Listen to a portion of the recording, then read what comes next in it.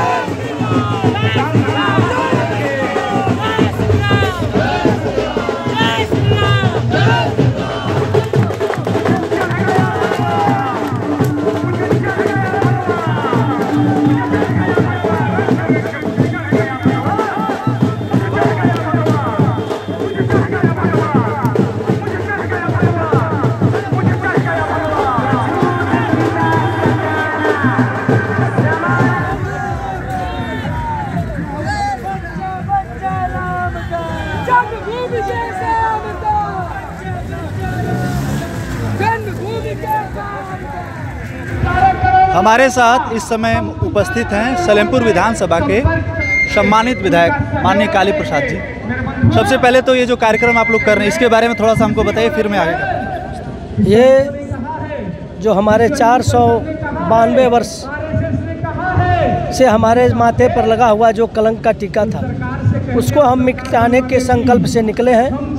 और इस सरकार की, चाहे वो भारत की सरकार हो चाहे उत्तर प्रदेश की सरकार हो, सरकार की उपलब्धियां हैं कि ये मंदिर जो है राम मंदिर निर्माण होने जा रहा है और हम उसके निधि संग्रह के उद्देश्य से निकले हैं। हिंदू को जगा रहे हैं। जन जागरण के माध्यम से हिंदू अपने स्तर से 10 रुपया से लेकर 1 लाख रुपया तक का समर्पण करेगा और उसी समर्पण के से जो है कि मंदिर निर्माण होगा। अभी ये जो रैली चल रही थी निधि संग्रह की, इसमें ये कहा जा रहा था कि कृष्ण लला हम आएंगे, मंदिर वही बनाएंगे। इसका क्या मतलब है? जैसे आप लोगों ने राम मंदिर के लिए आंदोलन किया, वहाँ पे बाबरी मस्जिद जो आप लोग कहते हैं कि कलंक था भारतीय समाज के लिए, उसको तोड़ा। क्या वैसे ही कार्य यहाँ पर भी किया जाएगा, ऐसा माना जाए? निश्चित रूप से प्रदेश में जब से योगी और मोदी की सरकार आई है तब से हमारे हिंदू समाज में एक जागृति आई है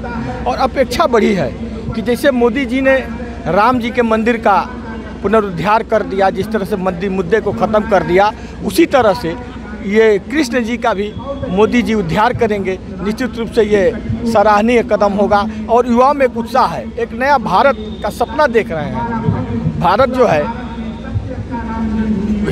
तमाम आतंकवादियों से घिरा होने के नाते भारत बहुत बेवस्त रहा है, लेकिन योगी और मोदी जी के आने से एक युवाओं में एक जोश है, तो युवा जोश लगा रहे, अपने जोश में बोल रहे थे। निश्चित रूप से अपेक्षा है और हम भी जो है, हम लोग भी युवाओं के और भारत के जनमानस के हम लोग उतरने की कोशिश करेंगे खरा, ताकि जो है हम कृष्ण जन्मभूमि और विश्वनाथ जन्मभूमि की काशी विश्वनाथ को भी हम मुक्त कराएंगे। चाहे कानून से ही कितना ही दिन लगे, कानून का हम सहारा कानून से नहीं हो पाएगा तो क्या वैसे ही करेंगे जैसे आपने बाबरी मस्जिद को तोड़ा था? बाबरी मस्जिद को हमने तोड़ा नहीं था, आम जनमानस ने तोड़ा था। तो आम जनमानस अगर खड़ा हो जाएगी तो क्या किया जा सकता है, वो तो जैसे की बात है। ये तो आपने जो अपने पक्ष रखना था आपने रख दिया है। समाजवादी पार्टी यानी कि मुलायम सिंह अखिलेश यादव जी की जो पार्टी है, वहाँ जब माननीय योगी आदित्यनाथ जी ने कहा कि अयोध्या में हम राम जी का मंदिर बनाएंगे, तो उन्होंने कहा कि हम लोग वहाँ पे कृष्ण जी का बहुत बड़ा भव्य मंदिर बनाएंगे। उनकी मूर्ति स्थापित की चक्र वाला, जब वहाँ पे रथ का जो पहिया लेके भगवान श्री कृष्ण कुरुक्षेत्र में जो है वो वाला सिंबल प्रतीक था वो। तो क्या आपको लगता है कि जब आप कृष्ण के लिए आंदोलन करेंगे वहाँ पे मथुरा में, तो समाजवादी पार्टी का सहयोग मिलेगा, सभी पार्टियों का सहयोग मिलेगा? निश्चित रूप से मिलना चाहिए, इसलिए कि भाई वो भी हिंदू धर्म, वो भी पूजा पाठ करते हैं। माननीय अखिलेश जी भी पूजा पाठ करते हैं, माननीय मुलायम सिंह जी भी पूजा पाठ करते हैं, माननीय मायावती जी भी पूजा पाठ करती हैं, सभी लोग हिंदू हैं, सभी लोगों के अंदर आस्था है। निश्चित रूप से मैं उम्मीद करता हूँ कि सहयोग मिलना चाहिए और निश्चित रूप से बिना उनके सहयोग का कोई कार्य नहीं हो रहा है। आइए कुछ और लोगों से हम लोग बात करते हैं और जानते हैं कि आखिर ये जो रैली है उसके क्या क्या मायने हैं और आने वाले समय में जो ये नारा लगाया जा रहा है कि यदुनंदन हम आएंगे मंदिर वही बनाएंगे, उसके क्या मायने हैं, क्या क्या परिणाम हो सकते हैं। भारत में लाखों मंदिर तोड़े गए, यह ऐतिहासिक तथ्य है। अभी आंध्र प्रदेश में एक भगवान श्री राम का मंदिर तोड़ा गया है, गर्भगृह में जाके उनके दोनों भुजाओं को, उनके सिर को खंडित किया गया है। आपको लगता है कि देश में इस प्रकार का माहौल बन गया है जहाँ पे सेकुलरिज्म एक तरीके से कैंसर के रूप में आया है? बिल्कुल, देखिए ये तो त्रेता युग से है, राक्षस त्रेता युग से थे, जो ऋषियों के यहाँ जा कर के वो अगर कोई यज्ञ करते थे तो उन्हें आप याद करिए, भगवान राम गए थे विश्वामित्र जी के यहाँ केवल यज्ञ की रक्षा करने। तो ऐसे आताताई हर काल में आएंगे, आज कलयुग में भी ऐसे आताताई हैं, लेकिन हमें भरोसा है प्रभु राम के भक्तों पर, प्रभु राम पर। भगवान श्री हनुमान आज कलयुग में घूमते हैं, वो कहीं न कहीं किसी न किसी रूप में यहाँ होंगे। उन पर हमको भरोसा है कि ऐसे आताताइयों का नाश हर काल हर खंड में हुआ है और इस कलयुग में भी ऐसे आताताइयों का नाश होगा। जैसे प्रभु राम का, श्री राम का मंदिर बन रहा है, ऐसे जितने भी मंदिर इस भारतवर्ष में तोड़े गए हैं, ऐसे सारे मंदिरों का निर्माण होगा और पुनः भारत को अखंड भारत बनाया जाएगा, पुनः भारत को हिंदू राष्ट्र। क्या राम जी केवल सवर्णों के हैं? नहीं, राम जी जैसे सर्वत्र हैं, सबके हैं, और राम जी के जीवन से इसका उदाहरण भी लिया जा सकता है कि वो सर्व समाज के हैं। माता सबरी के जूठे बैर उन्होंने खाए। क्या बात है। उन्होंने प्रेम को दिखाया पूरे समाज को कि जो भगवान में विश्वास रखता है, श्रद्धा रखता है, उसका जूठा बैर खाकर उनके प्रेम की भावना को उन्होंने प्रकट किया। तो ये तो बिल्कुल ही गलत बात है और बेवजह की बातें हैं। इसमें हम लोग विश्वास नहीं रखते कि भगवान राम सवर्णों के हैं। भगवान राम पूरे जगत के हैं। हमारा कहना है कि वो पूरे जगत के हैं। और जो लोग बाबा साहेब के नाम पे इस प्रकार का कृत्य कर रहे हैं कि बहका रहे हैं, ऐसा तो क्या आपको सच में लगता है कि राजनीतिकरण हो गया है बाबा साहेब के विचारों का?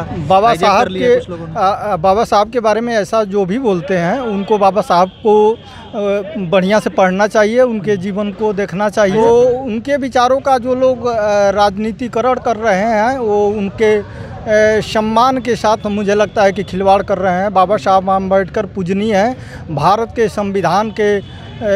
संविधान निर्माता के वो अध्यक्ष भी रहे और बहुत सारा सम्मान, पूरा संघ परिवार उनको सम्मान देता है। भारत का प्रत्येक नागरिक उनका सम्मान करता है। आप लोग राम मंदिर के लिए आंदोलन किए, आप लोगों का संगठन, आप लोगों का जो संगठन है, और आप लोग उस चीज़ में कामयाब भी हुए। लेकिन इस समय जब आप राम मंदिर के लिए धन अर्जित कर रहे हैं, इकट्ठा कर रहे हैं, कहीं भारत के ही एक दूसरे हिस्से में आंध्र प्रदेश में भगवान श्री राम की मूर्ति को खंडित किया गया है, आपको लगता है कि देश में अलग अलग प्रकार का सेकुलरिज्म है? आप ये सवाल हमसे पूछ रहे हैं। 2014 के पहले पीछे जब हम जाएंगे तो उत्तर प्रदेश की हालत क्या थी? आज आंध्र प्रदेश में कौन है, किन लोगों को बढ़ावा मिल रहा है? आंध्र प्रदेश में जो ये हो रहा है, कौन लोग उनको प्रोत्साहित कर रहे हैं? उत्तर प्रदेश में किसी की हैसियत है तो आके और राम मंदिर या राम भक्त या किसी हिंदू पे हाथ उठा के या विरोध में बोल के देखे, एक ही संत सबको पानी पिला देगा महाराज। जिस दिन आंध्र प्रदेश में राम भक्तों का सैलाब उभरेगा, वहाँ से भी वो आतताई भाग के पाकिस्तान में बस लेंगे। विपक्षी पार्टियां ये कह रही हैं कि ये जो किसान आंदोलन चल रहा है उसको डिरेल करने के लिए, डाइल्यूट करने के लिए आप लोग ये कार्यक्रम जो है कर रहे हैं।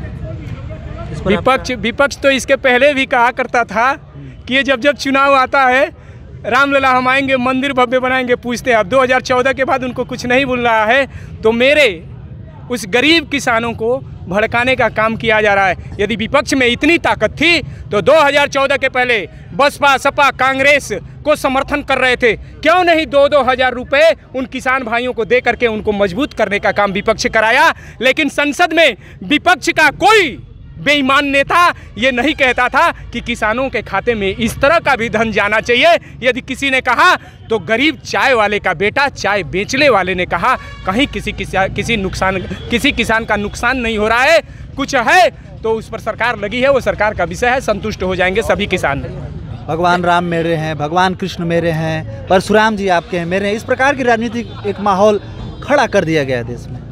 मैं ये जानना चाहता हूँ, सवाल मेरा ये नहीं था, सवाल ये है कि क्या आपको सच में लगता है कि जो आपने बोला उसमें, अभी आप बोल रहे थे वहाँ से कि कृष्ण ला हम आएंगे मंदिर वहीं बनाएंगे, तो क्या आपको लगता है समाजवादी पार्टी जो खुद को कहती है कि भगवान श्री कृष्ण की पार्टी है, भगवान श्री कृष्ण को मानने वाले यदुवंशी उनके वंशजों की पार्टी है, आपको लगता है उनका समर्थन आपको मिलेगा इस प्रकार? अरे महाराज, आप सपा के जब सपा अस्तित्व में आई और सपा का इतिहास, सपा का संविधान लिखा गया, तो संविधान को क्यों नहीं पढ़ रहे हैं? उसके संविधान में कहीं है कि हम धर्म का कार्य करेंगे, राम और कृष्ण और काशी का काम, राम और कृष्ण और भगवान शंकर का काम करेंगे? कहीं सपा, बसपा और कांग्रेस के संविधान में नहीं है। मुझे गर्व होता है, मैं आज ऐसे संगठन और ऐसी पार्टी का काम कर रहा हूं जिस पार्टी के संविधान में ही पहले लिख दिया गया था कि जिस दिन ये पार्टी अस्तित्व में आएगी, एक ध्वज होगा, एक धर्म होगा, एक ही संविधान होगा। ये आपको जानना चाहिए। ये तो वोट लेने के लिए और सत्ता में आने के लिए सपा के लोगों को गुमराह कर रहे हैं कि हम कृष्ण का काम कर रहे हैं। जिस दिन कृष्ण का काम कर देंगे उस दिन ये हिंदू समाज और हम सभी उनके सहयोग में, उनके भी सहयोग में आगे बढ़ जाएंगे। लेकिन दुर्भाग्य कि उनके अस्तित्व में कहीं कृष्ण है ही नहीं है, वो छल रहे हैं कालनेमी बन के। मेरे रथ का एक ही पहिया है। अच्छा, इसमें तो 3-3 पहिए हैं। चरण विकल सारथी रपी, सारथी जो है बिना पैर का है। अच्छा बिल्कुल बिल्कुल, एक ही पहिए का रथ, सारथी बिना पैर का, निरालंबो मार्गो, मार्ग जैसे सड़क उड़क धरती नहीं है, मार्ग में आकाश ही मार्ग है। निरालंबो मार्गो, दसों दिशा की ओर भागे वाला सातों ये घोड़े, 7 घोड़े सूर्य के 7 तरफ चलने वाले, एक तरफ नहीं ले चलेंगे। फिर भी भगवान सूर्य निश्चित समय पर उदय होते हैं और निश्चित समय पर अस्त होते हैं, अपना सारी त्रैलोक की यात्रा करते हुए। क्यों कि क्रिया सिद्धिर स्वत्वे भवति महताम नोपकरणे, महापुरुषों का कार्य सिद्धि उनके स्वत्व और पराक्रम से होती है, न कि उपकरण से, धन दौलत और साधन से नहीं, उनके पराक्रम और स्वत्व से होती है। तो यही दिखा रहा हूँ आपको। कोई खुशी हो रही है आपको? भगवान श्री राम अब स्थापित होने वाले हैं। पूछ रहे हैं ये कि आपको प्रसन्नता कितनी हो रही है कि राम जी का मंदिर अब स्थापित हो रहा है, जो कल्पना थी हो रहा है? हाँ, सुनाइए। जब राम जन्मभूमि का आंदोलन शुरू हुआ जी, तो पहला कार्य शुरू हुआ सीता जी के नैहर मने जनकपुर से, जनकपुर माफ कीजिएगा, उस रथ यात्रा के साथ भी मैं लखनऊ तक गया था। अच्छा, यहाँ से देवरिया से शुरू हुआ, लखनऊ तक गया। उसके बाद मैंने जो हुआ 6 बार ढांचा ढहाने के लिए गया, सारे आंदोलनों में शामिल रहा।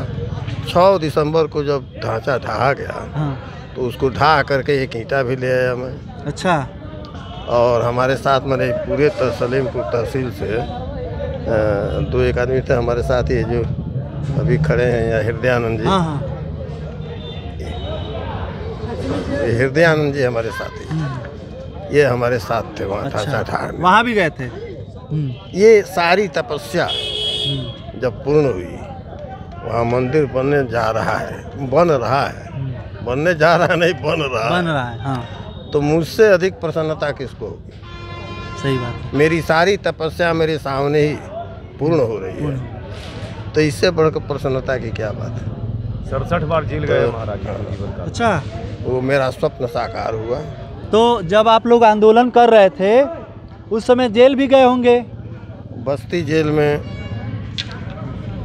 रहा। जब कोठारी बंधुओं ने का बलिदान हुआ तो उस समय में बस्ती जेल में था। अच्छा। उसके बाद अटल बिहारी वाजपेयी के शासन में भी एक बार जेल में गए, उसमें ये भी थे साथ में ये लोग। ये सब लोग मैंने यहाँ के 25 वर्षों से आंदोलन। गोंडा जेल, आप सभी लोग थे उसमें गोंडा जेल में। तो एक बार बस्ती जेल में, एक बार गोंडा जेल में, 2 ही बार जेल का अत्याचार हमने बहुत देखे। अच्छा। मैंने बहुत देखे मुलायम सिंह जी के अत्याचार। वो नाव पे वोट लगाना, मतलब इस प्रकार का बात। अब मुलायम सिंह ने केवल और केवल राजनीति की, हिंदू समाज को और मुसलमानों को लड़ाने का काम किया। राम जन्मभूमि का कोई झगड़ा नहीं था। मुलायम सिंह से लोगों ने झगड़ा लगा दिया। अच्छा।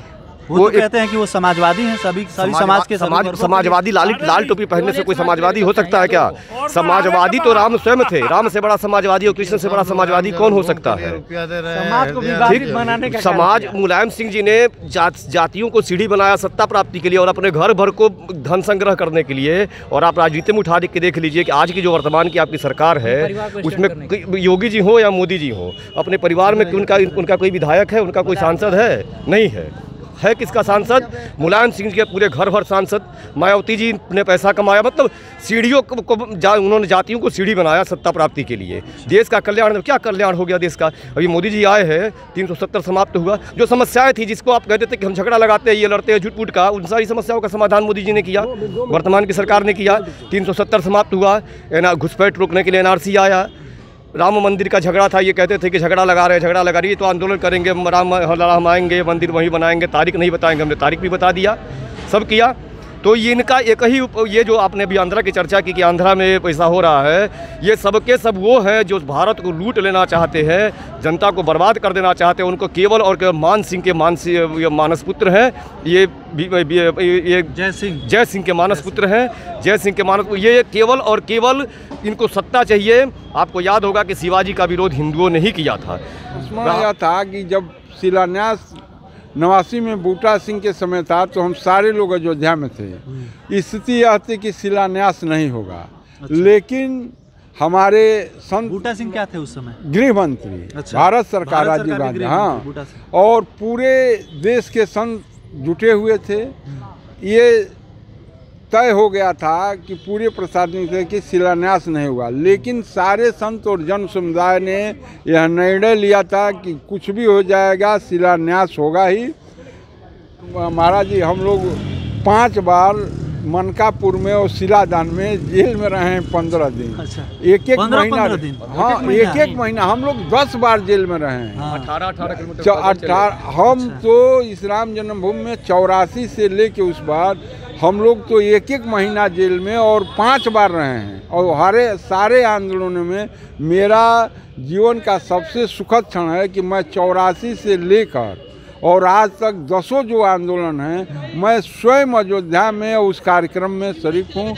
यह भगवान श्री राम की कृपा है और बनने जा रहा है। 84 से लेके आज तक, 84 से जो हम लोगों का सरजू में संकल्प यात्रा से लेके आज तक मैं हर काम में और गवा रहा हूँ और कम से कम 5 बार जेल गया हूँ। लेकिन मेरा कोई नुकसान नहीं हुआ। समाज का अटूट सहयोग मिला है।